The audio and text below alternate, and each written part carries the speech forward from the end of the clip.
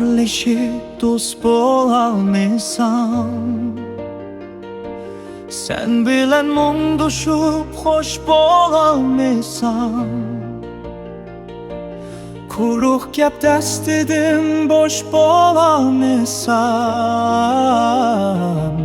Eytkina kandakça dost bolay sana. Sen bilen tənkürüp yığlayalmısan. Sirimni dep koyup oxlayalmısan. Sen bana, mən sana işinəlmisəm. İtkina kandakça dost bolay sana. Şunca yıllarleşip dost bolalmısan. Sen bilen mumduşup hoş bolalmısan. Kuruq gep dəstidin boş bolalmısan. İtkina kandakça dost bolay sana.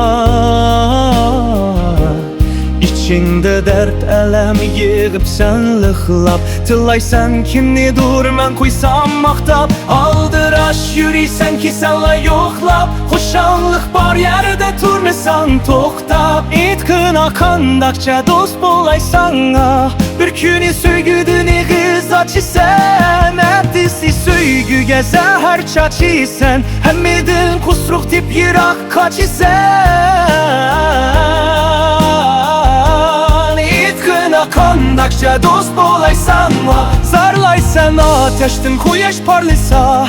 Dostların bəxtin külüp yayrısa. Soğaqda bir avni otdin ayrısa. Hoş bolsan kandakça dost bolay sana. Bir günü söygüde ne kız açısan. Ertesi söygüge zəhər çaçısan. Həmmidin kusruq tip yere kaçısan. İtkina kandakça dost bolay sana. Zarlaysan ateşten kuyaş parlısa. Dostların bəxtin külüp yayrısa. Soğaqda bir avni otdin ayrısa. Hoş bolsan kandakça dost bolay sana.